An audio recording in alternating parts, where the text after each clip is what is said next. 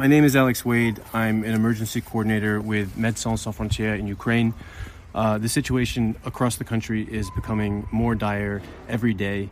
We're doing our best to monitor the humanitarian needs across the country, but this is a major challenge because they are changing and growing so quickly. Our highest concern today is the situation in Mariupol. The city has been heavily shelled day and night for the last several days. There has been shelling in the center of the city, and on the outskirts, the damage is even worse. There's been supermarkets that have been hit. People having no other access to food have taken food from the supermarkets, which are almost completely empty. The pharmacies are almost completely empty. There's no electricity, which means no heating, and there's no water. We have direct contact with our staff, our colleagues, people we've known and worked with for years who are there, who are communicating these needs to us. They don't know where they can get water. People are drinking rainwater or collecting snow for water. People have literally broken into heating systems to take the water from heating systems to be able to wash their hands. If the situation is not addressed immediately today, tomorrow, in the coming days, there is going to be a serious emergency and a possible disaster. When the war started, we had to immediately halt all our other programming in order to switch to emergency needs. It was also no longer safe to continue with the ongoing programs we had. We fortunately had some emergency medical supplies pre-positioned in the country, which we were able to quickly donate to hospitals that are receiving wounded, specifically in Mariupol and Kyiv.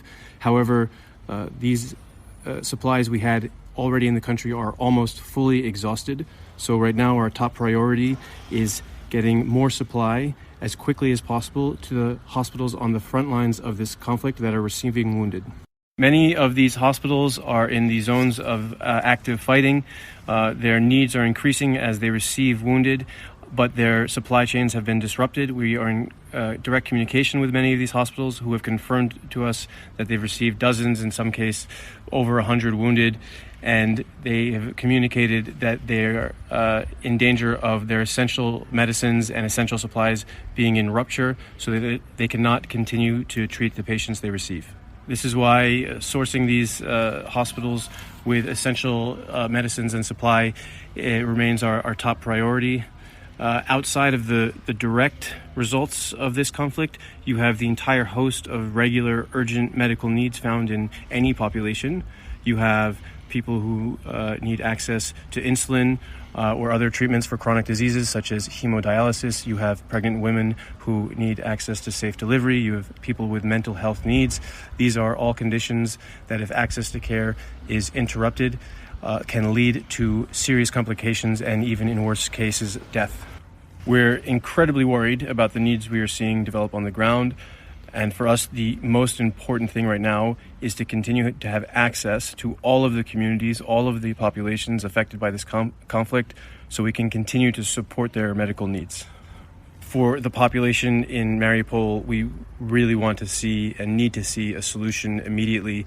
Civilians must not be trapped in a war zone. People seeking safely must be able to do so without fear of violence. Whether they choose to leave or choose to stay, the civilian population must be protected.